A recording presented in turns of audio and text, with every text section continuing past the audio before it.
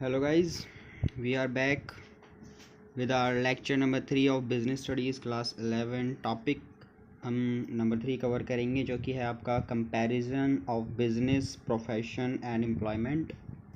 Start करते हैं। Has been mention earlier, जैसा कि पहले बताया हुआ है, economic activities are divided into 3 major categories. जो इकोनॉमिक एक्टिविटीज़ हैं वो 3 मेजर कैटेगरीज़ में डिवाइडेड हैं, 3 मेजर कैटेगरीज़ में डिवाइडेड हैं। बिजनेस, जो कि है आपका business, profession and employment. The difference between these 3 terms is given. जो डिफरेंस है इन तीनों टर्म के बीच में वो दिया गया है फिगर नंबर 1.2 में। यह है आपकी फिगर नंबर 1.2। आइए इसे हम समझते हैं। पहले आप देखेंगे basis, then business, profession, employment. तो स्टार्ट करते हैं अपनी फर्स्ट पॉइंट के साथ, मोड ऑफ स्टैब्लिशमेंट। कैसे इस्टेब्लिश हो सकता है। Entrepreneurs decision and other legal formalities if necessary. जो बंदा बिजनेस करने वाला है उसका डिसीज़न और कुछ अदर लीगल फॉर्मेलिटीज़ अगर ज़रूरी हैं तो उन्हें पूरी करने के बाद आप बिज़नेस को इस्टेब्लिश कर सकते हो। प्रोफेशन, मेंबरशिप लेने के बाद किसी प्रोफेशनल बॉडी से और सर्टिफिकेट लेने के बाद प्रैक्टिस का। जैसे कि मैं सीए कर रहा हूँ तो वो प्रोफेशन है।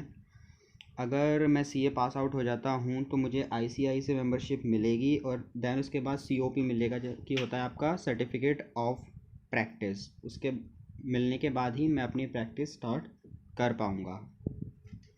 Then we have come to the employment. Employment आपकी कैसे स्टार्ट हो सकती है, अब एक अपॉइंटमेंट लेटर मिलने के बाद और या फिर सर्विस एग्रीमेंट मिलने के बाद।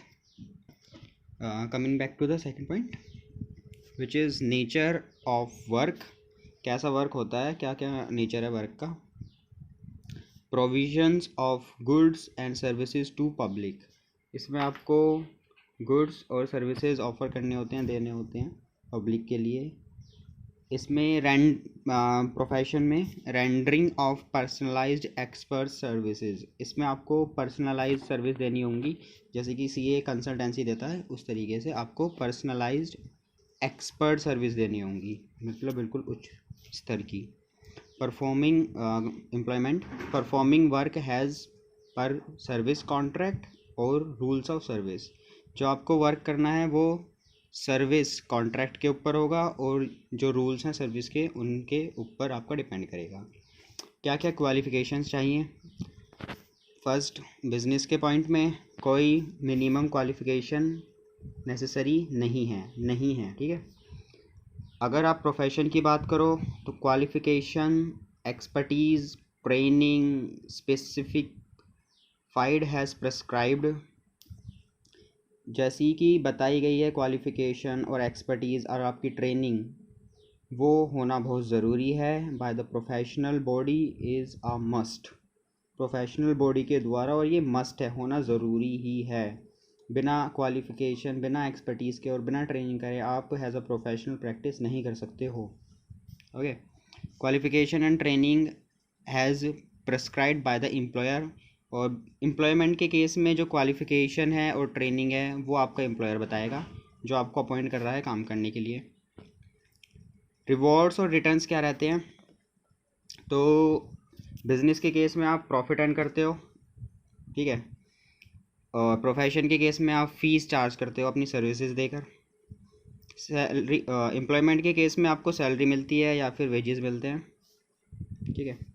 कैपिटल इन्वेस्टमेंट, क्या कैपिटल इन्वेस्टमेंट लगेगा, कितनी आपकी पूंजी लगेगी स्टार्ट करने के लिए। तो अब जब आप बिज़नेस की बात करते हो तो कैपिटल इन्वेस्टमेंट रिक्वायर्ड हैज़ पर साइज़। तो जैसा आपका बिज़नेस का साइज़ होगा और नेचर होगा उस हिसाब से ही आपकी कैपिटल रिक्वायर्ड होगी, ठीक है। Limited capital needed for establishment. अगर आप प्रोफेशन की बात करो तो एक लिमिटेड कैपिटल चाहिए इस्टेब्लिश करने के लिए प्रोफेशन को, पर आपको उससे पहले मेहनत बहुत करनी पड़ती है, पढ़ना बहुत पड़ता है। एम्प्लॉयमेंट की बात करें तो आपको कोई रिक्वायरमेंट नहीं है कैपिटल की। रिस्क क्या रहेगा, अगर आप रिस्क की बात करते हो तो बिज़नेस तो कुछ दिक्कत आ गई थी, इसलिए वजह से बंद करना हुआ। 6 पॉइंट पर वापस आते हैं। रिस्क प्रॉफिट जो रहते हैं बिज़नेस के केस में वो असर्टेन रहते हैं, रेगुलर रहते हैं, तो रिस्क प्रेजेंट होता है। प्रोफेशन के केस में फ़ीस जनरली रेगुलर और सर्टेन ही रहती है, मतलब निश्चित ही रहती है और रेगुलर मिलती ही रहती है, तो थोड़ा बहुत रिस्क होता है कि क्लाइंट आ रहा है या नहीं आ रहा, उस हिसाब से रहेगा। फिक्स्ड और रेगुलर पे, पर एम्प्लॉयमेंट के केस में आपको एक फिक्स्ड और रेगुलर पे मिलेगा, तो नो और लिटिल रिस्क, तो वहाँ पे कोई रिस्क रहता नहीं है, सिर्फ ये रिस्क रहता है कि आपकी जॉब ना चली जाए, that's it. Coming back to the next point, 7 point, transfer of interest.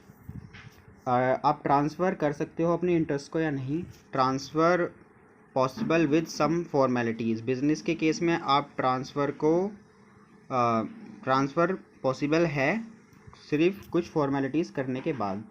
मतलब कि अगर आपके पापा कोई बिज़नेस कर रहे हैं तो वो बिज़नेस आपके नाम पर कर सकते हैं, वो कुछ फॉर्मेलिटीज़ पूरी करनी होंगी, दैट्स इट। प्रोफेशन के केस में अगर जैसे आपके पापा सीए हैं, एडवोकेट हैं, ये सब हैं, या डॉक्टर हैं, तो वो अपना प्रोफेशन तो आपको ट्रांसफ़र नहीं कर सकते, you have to work hard for it. Employment के केस में भी पॉसिबल नहीं है, क्योंकि जो जॉब कर रहा है वो ही जॉब करेगा। कोड ऑफ कंडक्ट क्या है? बिजनेस के केस में कोई कोड ऑफ कंडक्ट नहीं होता है, ठीक है। Professional code of conduct is to be followed. Profession के केस में जो प्रोफेशनल कोड ऑफ कंडक्ट है वो फॉलो किया जाता है। Norms of behaviour let down by the employer. जो नॉर्म्स, जो रूल्स बनाए जाएंगे, किस तरीके से आपको बिहेव करना है एम्प्लॉयर्स के द्वारा, वो फॉलो किए जाने ज़रूरी हैं। एग्ज़ाम्पल ले लेते हो आप, बिज़नेस का एग्ज़ाम्पल हुआ आपका शॉप हुई या फिर फैक्ट्री हुई कोई।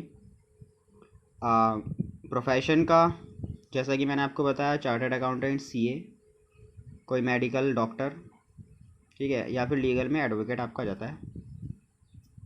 और एम्प्लॉयमेंट में आपकी jobs in bank, insurance companies, government departments हुए, ये सब आपकी एम्प्लॉयमेंट के एग्जांपल हैं। थैंक यू, इतना ही था इसमें। कल हम स्टार्ट करेंगे with classification of business activities के साथ। धन्यवाद।